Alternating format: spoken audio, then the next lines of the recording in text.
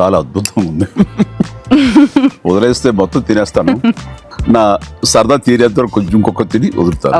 కానీ చాలా బాగుంది. కానీ ఎంత తిక్కుగా ఉంది మీ ఇక్కడ, సో నైస్. ప్రపంచంలో దేశాల పేర్లు వినని వాళ్ళు ఉండవచ్చేమో, కానీ ఎన్విడియా అనే కంపెనీ పేరు ఆధునిక కాలంలో వినకుండా ఉండలేం. ఎన్విడియా మార్కెట్ క్యాపిటలైజేషన్ అంటే దాని టోటల్ సంపద ఈరోజు $4 ట్రిలియన్ చేరింది. 4 లక్షల కోట్ల డాలర్లు. అంటే ఇండియన్ ఎకానమీ, ఇండియా జీడిపి కన్నా ఎక్కువ. So somewhere between India and Japan వస్తుంది ఇది. సో ఇప్పుడు మనం నియర్లీ $4 ట్రిలియన్ చేరుకుంటున్నాం. సో ఆల్రెడీ $4 ట్రిలియన్ దాటింది. మైక్రోసాఫ్ట్ $3 ట్రిలియన్ ఉంటే ఎన్విడియా $4 ట్రిలియన్ చేరింది. సో మార్కెట్ క్యాపిటలైజేషన్ అంటే నేను గతంలో కూడా చెప్పాను, స్టాక్ మార్కెట్ సంపద అంటే మార్కెట్ క్యాపిటలైజేషన్ అంటే number of shares into the value of share. మీకు 1,00,000 షేర్లు ఉన్నాయి, షేర్ విలువ $100 అంటే మీ మార్కెట్ క్యాపిటలైజేషన్ $1 కోటి అన్నమాట. ఇలా 4 లక్షల కోట్ల డాలర్లకు చెందింది, ఇండియన్ ఎకానమీకి సమానం స్థాయికి చెందింది. So what is this Nvidia story and what kind of personality development lessons we can learn? Nvidia story ఏంటి, దాని నుంచి మనం నేర్చుకునే వ్యక్తిత్వ వికాస పాఠాలు ఏంటి అనేది ఇక్కడ చాలా కీలకం. సో దీని ఫౌండర్ మీకు 1993లో జెన్సన్ హువాంగ్ తన కోఫౌండర్స్తో కలిపి ప్రారంభించినప్పుడు ఎవరూ ఇమాజిన్ చేయలేదు, ఈవెన్ ఫౌండర్స్ కూడా ఇమాజిన్ చేయలేదు. ఒక వీడియో గేమ్స్ ఆడటానికి అవసరమైన పవర్ చేసడానికి అవసరమైన చిప్ తయారీతో మొదలైంది. తర్వాత గ్రాఫిక్ ప్రాసెసింగ్ యూనిట్, GPUలో అంటారు. సో దీని ద్వారా మెషిన్ లెర్నింగ్ కూడా ఉపయోగపడుతుంది అని 2013లో అంచనాకు వచ్చారు. ఇవాళ ప్రపంచ ఆర్టిఫిషియల్ ఇంటెలిజెన్స్ యుగంలో మీకు ఎన్విడియా చిప్స్ లేకుండా ఏదీ జరగదు. అత్యాధునిక ఫైటర్ జెట్లు ఎగరాలన్నా, మీకు అటానమస్ సర్జరీలు జరగాలన్నా, ఈవెన్ కార్లలో, ఆటోమొబైల్స్లో, కంప్యూటర్స్లో ఎక్కడ చూసినా ఆర్టిఫిషియల్ ఇంటెలిజెన్స్లో ఈ చిప్స్ లేకుండా ఉండవు. అందువల్ల మొదటిది ఏంటంటే దీని నుంచి నేర్చుకునేది, మొదటి వ్యక్తిత్వ వికాస పాఠం ఏంటి? First personality development. Sky is the limit అని ఇంగ్లీష్లో సామెత, ఆకాశమే హద్దని. బట్ నాలెడ్జ్ ఎకానమీలో there is no limit, even sky is not the limit. గగనాంతరాలు కూడా లిమిట్ కాదు. Nobody knows what is the limit. ఎందుకంటే మీకు జస్ట్ 10 ఏళ్ల పీరియడ్లో ఎన్విడియా ఎక్కడి నుంచి ఎక్కడికి వచ్చిందో చూడండి. 2015లో ఎన్విడియా మార్కెట్ క్యాపిటలైజేషన్ $20 బిలియన్, 2,000 కోట్ల డాలర్లు. అది మీకు 2020కి వచ్చే వరకు $300 బిలియన్, అంటే 30,000 కోట్ల డాలర్లు. సో ఇప్పుడు $4 ట్రిలియన్, 4 లక్షల కోట్ల డాలర్లు 2024, అంటే 5 ఏళ్ల పీరియడ్లో మార్కెట్ క్యాపిటలైజేషన్ 40 టైమ్స్ పెరిగింది, 40 రెట్లు పెరిగింది. Can anybody imagine growth? ఇదే స్పెక్యులేషన్తో హర్షద్ మెహతా, కేతన్ పరేఖ్ల స్టాక్ మార్కెట్ కుంభకోణాలతో పెరిగింది కాదు. ఒక ప్రపంచాన్ని నడిపించేటువంటి ఒక టెక్నాలజీని తయారు చేయడం వల్ల, ప్రపంచాన్ని తయారు చేసే ఒక ఇన్ఫ్రాస్ట్రక్చర్ని క్రియేట్ చేయడం వల్ల ఇవాళ ఎన్విడియా స్థాయికి వచ్చింది. So it's not a speculative growth, it is a real growth in their economy. అంటే ఇది ఏమి తెలియజేస్తుంది? మరొకసారి ఆధునిక సాంకేతిక యుగంలో, మోడర్న్ టెక్నాలజికల్ ఏజ్లో ఇన్నోవేషన్కు ఉండే పొటెన్షియల్ తెలియజేస్తుంది. అందుకే నాకు ఇంత శాలరీ వచ్చింది, ఇంత శాలరీ పెరిగింది, సరిపోతుందని ఆలోచించడం కన్నా కొత్త ఐడియాస్ కొరకు అన్వేషిస్తే భవిష్యత్తులో ఎక్కడ ఉంటారో ఎవరమూ చెప్పలేము. ఒక ఐడియా జీవితాన్ని మారుస్తుంది అంటారు, కాదు, ఒక ఐడియా ప్రపంచాన్నే మారుస్తుంది. సో అందువల్ల నాలెడ్జ్ ఎకానమీలో అవకాశాలు limitless. The power of the idea, the power of the knowledge the power of the vision, future vision కూడా. సో మెషిన్ లెర్నింగ్కు జీపీయూలు వల్ల మెషిన్ లెర్నింగ్ ఆగ్మెంట్ చేసి ముందుకు తీసుకెళ్ళొచ్చిన ఒక విజన్. వాస్తవంగా ఎన్విడియా ఫస్ట్ పేరు ఎన్విజన్, కానీ ఆ కంపెనీ నేమ్ అవైలబుల్ లేకుండా ఎన్విడియా అని పెట్టాడు. ఎన్విడియాకు లాటిన్ నేమ్ ఇన్విడియా, అంటే ఎన్వి అని, అంటే ఈర్ష్య అని. నిజంగా ఇలా ఎన్విడియాని చూసి 30 కంపెనీలు ఈర్ష్యపడుతున్నాయి. ఎన్విడియాలో 25 ఏళ్ల కింద గనక $1 మీరు గనక షేర్లు పెట్టుంటే ఇవాళ అది $3,000. సో మీరు ఒక్క $100 పెట్టి ఉంటే ఎప్పుడు ఒక 25 ఏళ్ల క్రితం, ఇవాళ $3 లక్షల. అసలు ఏం చేసుకోవాలో అర్థం కాని డబ్బులు. అది టెక్నాలజీకి ఉన్నటువంటి లిమిట్లెస్ ఆపర్చునిటీని తెలియజేస్తుంది. మీరు మానవ జాతి చరిత్ర మొత్తము చూడండి, సాంకేతికత పైన ఎవరికి ఆధిపత్యం ఉంటే వాళ్ళే విజయం సాధిస్తారు కూడా. గన్ పౌడర్ ఇన్వెంట్ చేశాక మీకు రవి అస్తమించిన బ్రిటిష్ సామ్రాజ్యం సాధించబడింది. అప్పటి వరకు మన వాళ్ళు గుర్రాలపైన కత్తులు, బల్లాలు, విలువిద్య, మామూలు పోరాట యోధులు కారు.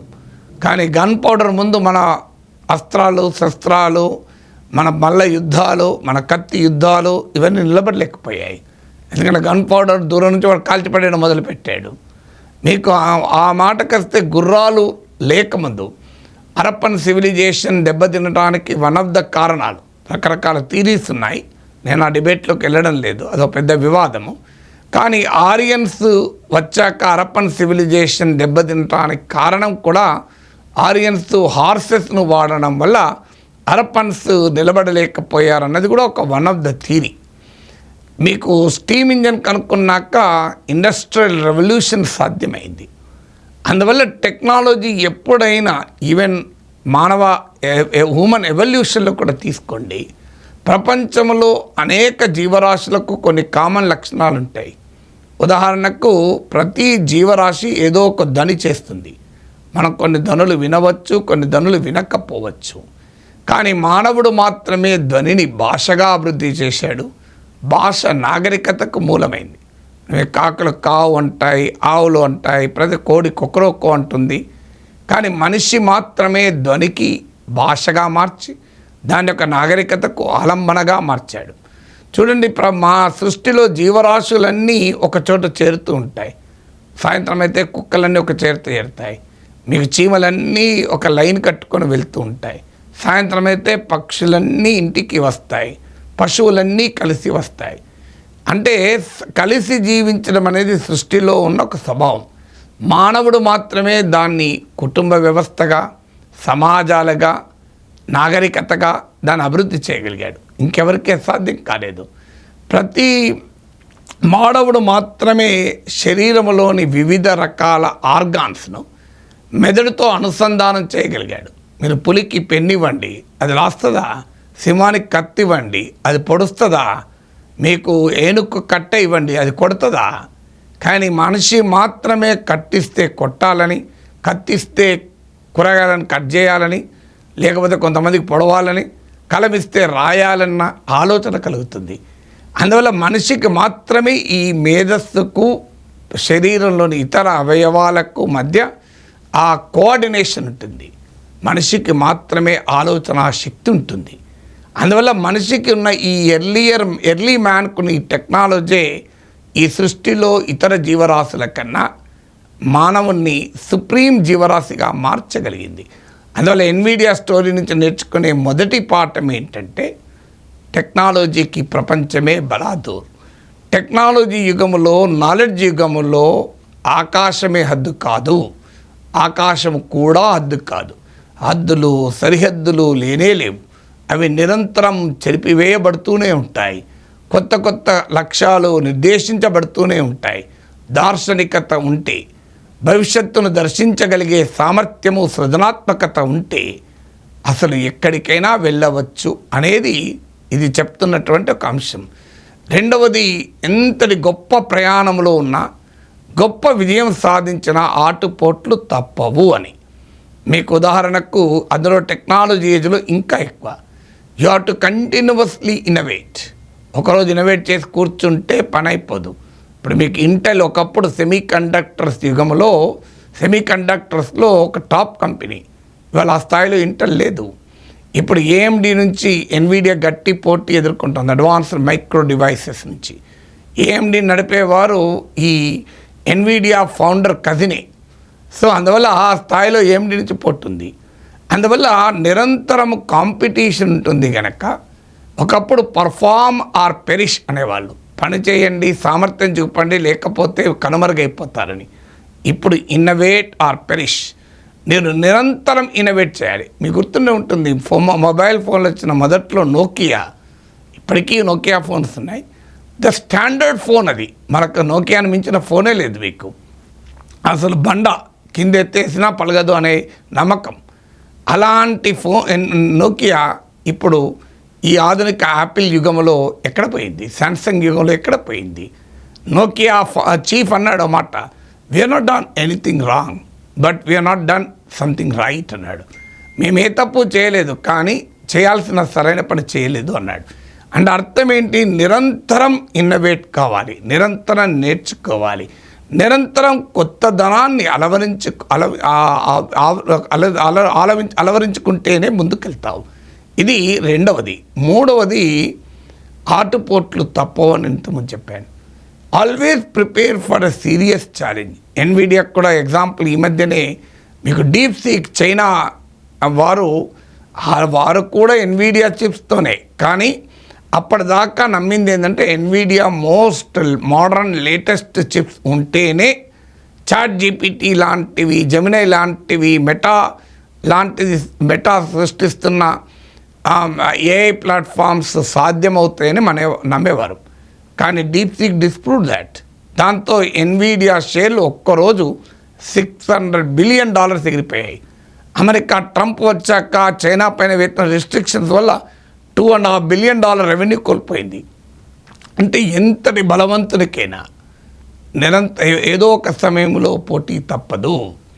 ఎంతటి బలవంతుడైనా ఏదో ఒక సమయంలో సవాళ్ళను ఎదుర్కోక తప్పడు. You cannot be supreme always. అందువల్ల ఆ రకమైన ఛాలెంజెస్కు మనిషి నిరంతరం సిద్ధంగా ఉండాలి అనేది ఎన్విడియా స్టోరీ చెప్తున్నటువంటి థర్డ్ వ్యక్తిత్వ పాఠం. అఫ్కోర్స్ ఒక కంపెనీ చేతుల్లో అనేక దేశాల జీడిపి కలిపినా ఈ ఎన్విడియా కన్నా తక్కువే. అందువల్ల సంపద ఇంత కేంద్రీకరించబడమే కాదు, పవర్ కూడా కేంద్రీకరించబడింది. ఇవాళ వార్స్ నుంచి మొదలుకొని మోడర్న్ ఎకానమీ వరకు ఎన్విడియా చిప్స్ శాసిస్తుంటే ఒక్క కంపెనీ చేతిలో ఇంతటి అధికారం, ప్రపంచాన్ని శాసించే అధికారం మంచిదా అనే క్వశ్చన్ అయితే డెఫినెట్గా మిగిలే ఉంది.